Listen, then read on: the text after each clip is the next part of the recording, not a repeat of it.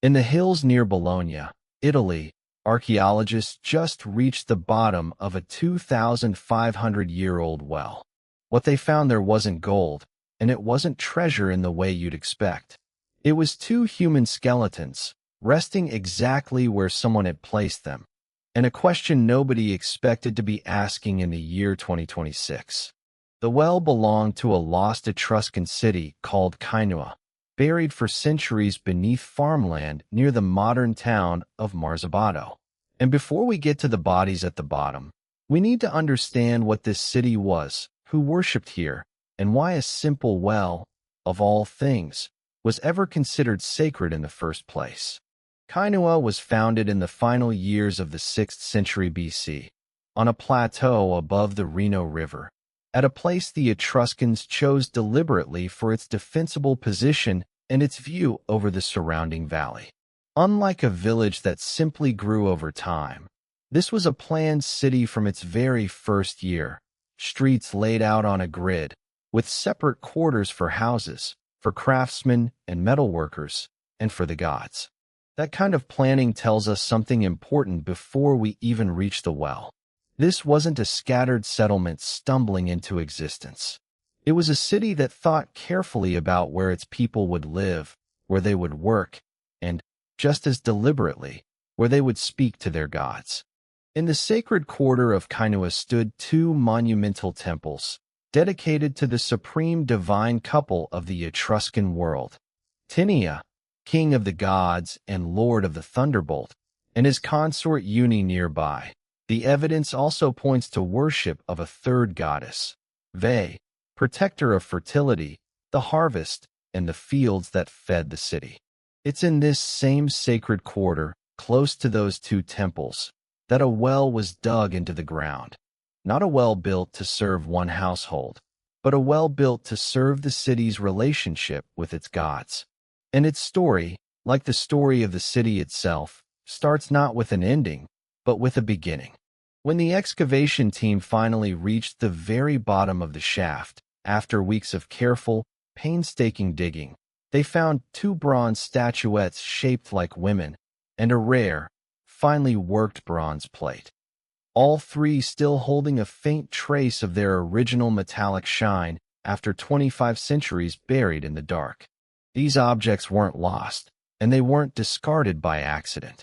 Archaeologists are confident they were placed there on purpose, votive offerings, given to the goddess Uni at the exact moment the well itself was founded, sometime between the very end of the 6th century and the first decades of the 5th century BC.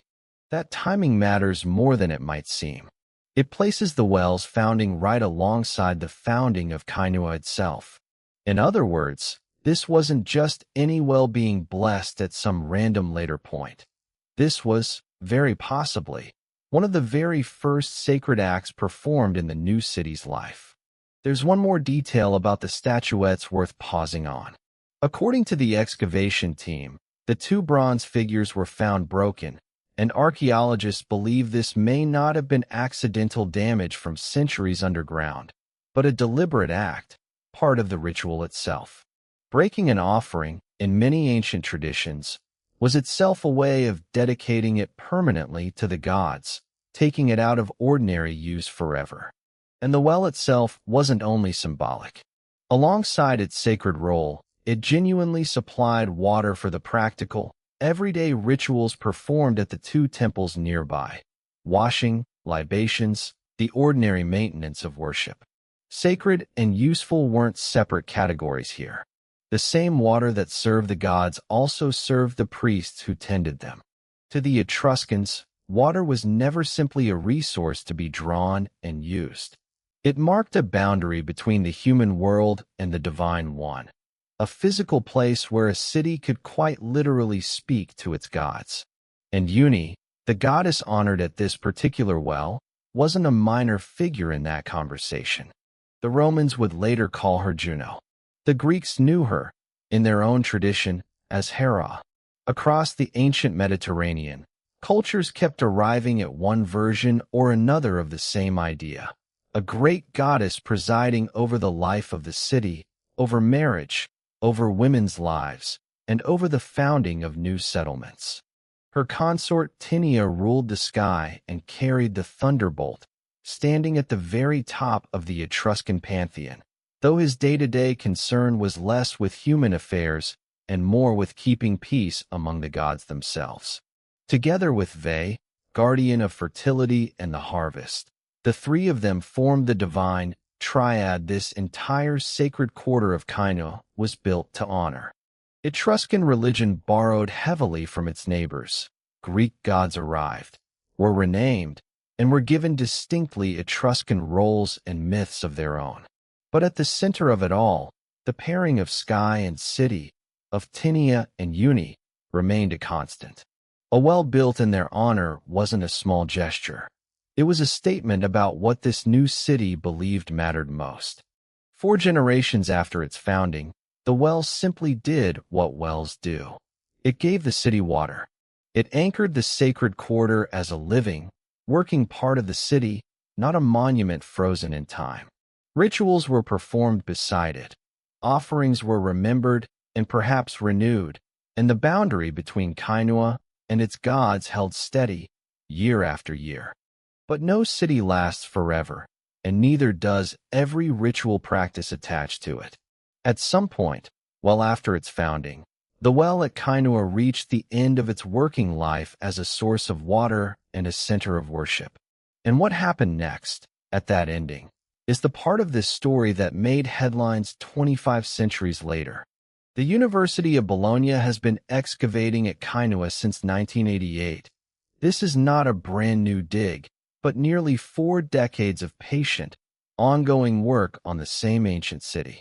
In 2026, during the 39th excavation campaign, a team led by Professor Elisabetta Govi, working alongside the Gruppo Ravenate Archaeologico, finally turned its attention to a well inside the sanctuary of Uni. The dig was originally scheduled to wrap up on time. Instead, the team was granted 14 additional days to keep digging, a sign that what they were finding near the bottom was significant enough to be worth the extra time and budget. That decision turned out to matter. Reaching the true bottom took extra weeks of unusually careful, methodical digging. The team wanted to be certain of what they were seeing before drawing any conclusions. And underneath the bronze offerings that had rested there since the well's founding, they found something that changed the shape of the whole story. 2 adult human skeletons. 1 man, 1 woman. Adults, both of them, not children, and importantly, not laid out as if they had simply fallen in by accident. They had been placed at the base of a well that had opened, centuries earlier, with gifts for a goddess. In her own words, Professor Govi described it this way. At the bottom of the well, we found 2 extraordinary bronze female statuettes and an extremely rare bronze dish, all of which still retain the metal's original lustrous sheen. These were votive offerings placed during a solemn ritual to consecrate the well, coinciding with the very founding of the city of Kainua. Meanwhile, the skeletons of 2 adults found their point to a ritual act of closure that marked the end of the structure's use. It's tempting to jump straight to the darkest possible explanation. A goddess, a well, 2 bodies at the bottom. The word that comes to a lot of people's minds immediately is sacrifice, and more than one headline about this discovery leaned hard into exactly that word, almost as soon as the news broke. But here's the thing worth pausing on. What the researchers who actually excavated this site are saying is noticeably more careful than what the headlines implied. There's a real difference between a dramatic word choice built for clicks and the cautious language scientists use when they genuinely aren't sure yet. The University of Bologna's own account of the find is deliberately careful on this point. The 2 skeletons are described as marking a closing ritual, the ceremonial sealing of the well, not as the victims of a killing performed for the gods. The bronze at the bottom opened this well. The 2 bodies, researchers say, closed it. Discover magazine, reporting on the find for an English-speaking audience, put the caveat bluntly. The presence of human skeletons at the bottom of a well does not, by itself, prove human sacrifice. People end up in ritual contexts, in the archaeological record, for a whole range of reasons across the ancient world, and proving intent takes a great deal more than simply finding bones near bronze offerings. So what would actually settle the question, one way or the other? DNA analysis, to learn who these two people were and whether they were even related. Radiocarbon dating, to confirm exactly when they died relative to the well's founding. And a closer physical examination of the bones themselves, looking for any signs of trauma or violence at the time of death. That work is still ahead of us. As of this discovery, none of it has been done yet. There's a subtle but important distinction hiding in all of this. Right now, the evidence tells archaeologists a great deal about how the well was closed, the timing, the placement, the ritual context.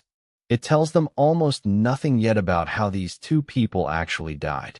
Those are two different questions, and only one of them currently has an answer. So if it wasn't necessarily sacrifice, what was it? To even begin answering that, it helps to know that wells like this one weren't unique to Kainua. Similar ritual wells have been found at other Etruscan cities, part of a much wider, region-spanning pattern of water worship that this discovery only adds one more piece to. In many ancient cultures around the world, closing a sacred structure was, in itself, a ceremony worth performing carefully. It marked that the structure's work was done, that its purpose had been fulfilled, and that it deserved a deliberate, formal ending rather than simply being left to fall apart or fill with debris on its own. Picture it this way: a well that opened a city's relationship with its gods, through bronze given to Uni at its founding, and then, centuries later, closed that same relationship, marked this time by two human lives instead of bronze figures. Whether those two people died specifically as part of this ritual or were honored dead selected for it sometime after their natural deaths, is exactly the kind of question the coming DNA and radiocarbon tests may finally help answer. It also helps to remember that death, for the Etruscans, wasn't a subject they looked away from. Their tombs were often built and decorated as carefully as their temples. Their art is full of underworld figures, guardian spirits like Charon, shown with a hammer, guarding the gates between the world of the living and the world of the dead.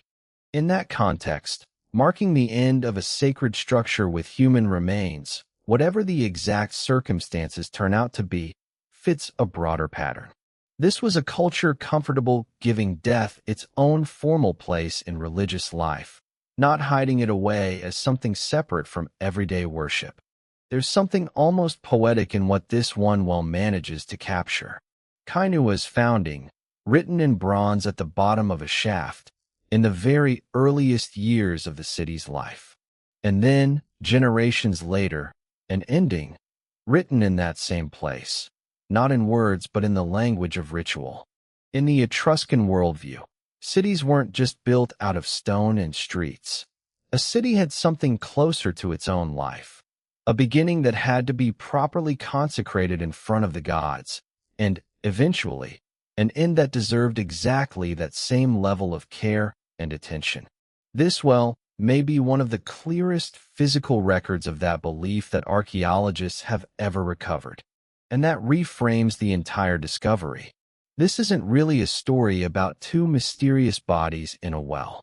It's a story about how one ancient civilization understood beginnings and endings, and chose to mark both of them, deliberately, in exactly the same sacred spot. Right now, the bronze statuettes are being cleaned and studied at the museum. The two skeletons are being prepared for DNA extraction and radiocarbon testing. And the questions that made this discovery travel around the world, who these two people were, and why they specifically were chosen, are questions this same research team may be able to answer within the next few years. Until then, here's what we actually know, no more and no less. A well that opened with gifts to a goddess and closed with two human lives. Not proof of a sacrifice, Not yet, and maybe not ever, but proof that, 25 centuries ago, an ending mattered just as much to this city as a beginning did.